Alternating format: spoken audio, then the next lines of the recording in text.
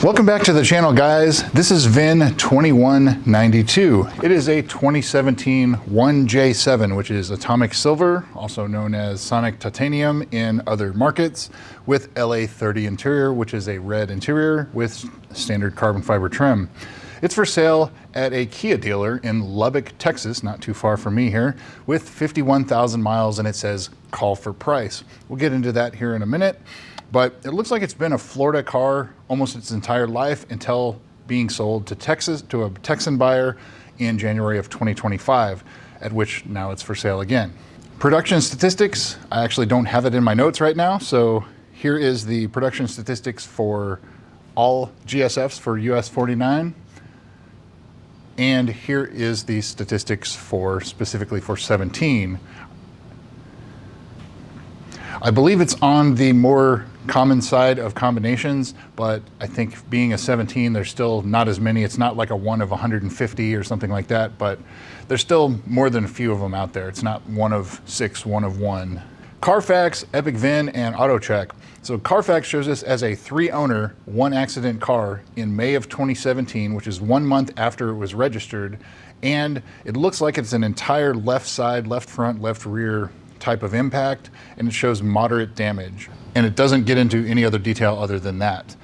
Epic VIN shows this as a 2-owner, 1-accident, May of 2017, same accident.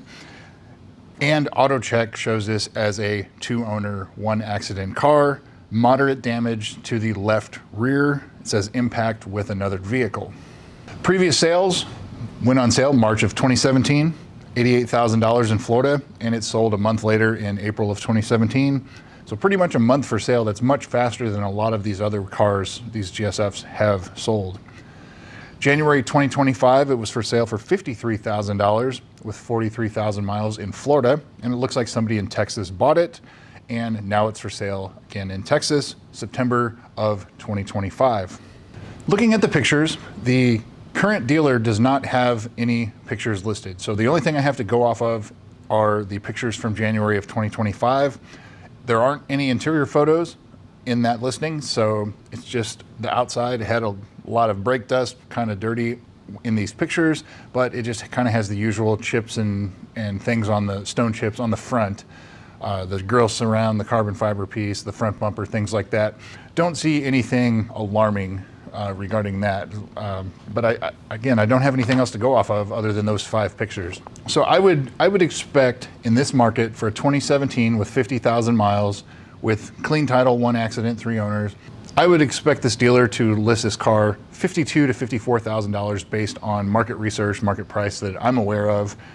If they list it for lower, then it's definitely a better value. But if they're listing it for like $60,000, it's probably listed a little high. 52, 54, that's kind of where I would put it. I have to guess at this point because they don't have a listed price. Service history, this car looks very well dealer serviced. It was serviced at the Lexus dealer in Naples, Florida, and it looks like it continued when it was purchased in January of 2025 to the next owner, which is now for sale. First entry of note, March of 2018, the JLB recall, the parts were ordered, that's the high pressure fuel pump. A month later, the JLB was done, and they also noted that the left front shock was leaking, and it was replaced, along with front and rear brake pads to the quieter compound. These cars, the early 16s and 17s, they had a really noisy compound for the Brembo brakes, and a lot of people complained about the noise, so there was a technical service bulletin where they updated it to a different compound so they're a little quieter. And so that's what they did here, and a lot of them were replaced at no charge. So again, in April of 2018, they buffed the right rear and left rear doors, and they noted that the trunk needs paint work to fix whatever issue that there was. This was not quite a year after that original accident, but the accident seems to be like it was the left rear, the left side, something like that. So I don't think this is related. I think this is something else. November of 2018, they say transmission complaints. It holds third gear until it screams, whatever that means. But basically it's staying in third, and there was a popping noise from the exhaust, and that's basically indicative of sport mode. Sport mode will hold certain gears at certain throttle inputs, and I think that's what was going on here. I don't think there's any real transmission concerns to be concerned with.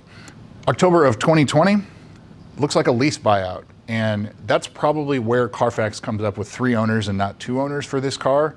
It was the original owner as a lease, and then the original owner as a personal registration. So that's, I think it's still a 2-owner car. You would be the 3rd, but on Carfax, you'll become the 4th owner. July of 2021, replace the left front shock yet again. So this is, I've only seen a few cars where the original ones were replaced and then replaced again because they were leaking. And so this is an instance of that. The left front shock was replaced again. There was a note of this car having an extended warranty, and they got a letter in the mail about the HVAC extension for the coverage. And so they scanned and looked at everything for the HVAC servos, make sure there's no codes, and there were not any. So that's good to see. It doesn't say anything was reprogrammed, anything there, but again, there is extended coverage on the HVAC servos for the earlier models. A month later, August 2021, they replaced another shock, or this could be the previous one, but I don't think so. I think they replaced yet another shock. It doesn't say which one. And then there's a complaint about the engine compartment being noisy at idle. And I think what that is they're complaining about the high pressure fuel pumps making noise. They are mechanical fuel pumps that run on the back of the engine. They do make noise. That was a complaint on the service history on my car. The fuel pumps were actually replaced under warranty twice in addition to the recall. So this car is now on its fourth set of fuel pumps because they were complaining about the noise. And it still makes noise. And that's just the nature of a mechanical high pressure fuel pump. And I think that's what that complaint was. That same service, there was also a note that they said the steering feels sticky, like there's a dead spot, or there was more resistance in certain areas. And they didn't do anything about it. The next service you will see that they did do something about it. November of 2021, 23,000 miles, the right rear door lock actuator was replaced. Not a common one to go. It's usually the driver's front door lock actuator that goes. So that's done.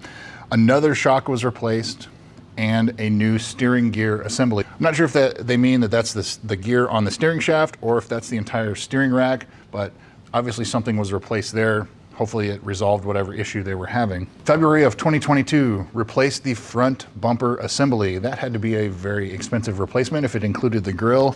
It says damage from car wash. November of 2022, they updated the GPS and the navigation firmware because the screen was going black. Again, common issue that you see, and there is an update that usually resolves it. The gear shift display was disappearing, and like where it shows what gear it's in, and they said they couldn't replicate it or no codes found, something like that. Not sure what's going on there.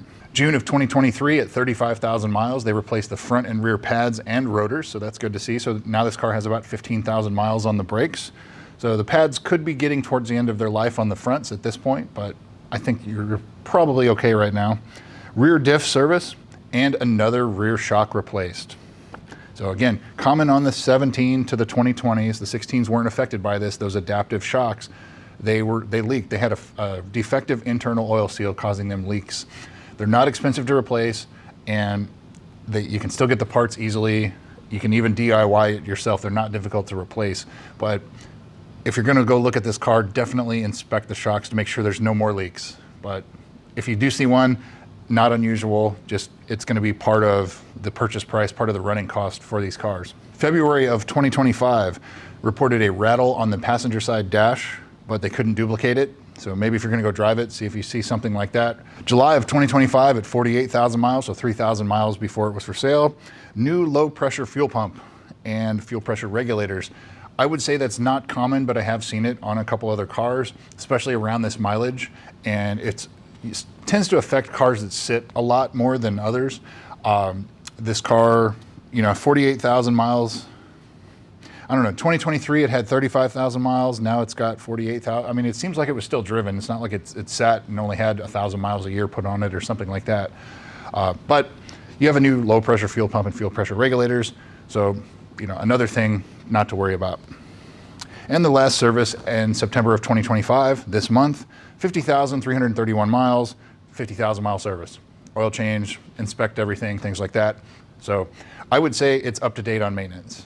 The only thing you may look at is, look at tire condition. I don't see anything about the valley plate. So check the valley plate leak, make sure it's inspected, make sure it's not leaking. Inspect the front lower control arm bushings. So also means look at the inside of the front tires to make sure there's no inner tire wear. And so the HVAC's already sorted. I haven't seen anything about the carbon fiber trim being replaced. So inspect all of the carbon fiber trim on the interior, make sure it's not starting to delaminate. Otherwise, that could be an expensive replacement. If you do it outside of warranty, there is a company in Florida called SMA Fabrication. They will redo it for a couple $100 per piece. So significantly less than what it would cost replacing them. If you're gonna replace them, you're looking at $5,000 to $8,000. Send them to him, $1,000 and a little bit of your time. So would this be one of the cars I would buy? Absolutely. I think that the accident aside, you know, it sounds like there was a potential for this early accident when it was a month old to be more than just a minor accident. But it looks like if there were any issues that would have come from it, they would have been sorted out by now, because that was like 8 years ago. I think that it does affect the value slightly, but I don't think, you know, it's not like a big hit. Maybe 5% of the price that you could take off for something like that. It's extremely well serviced.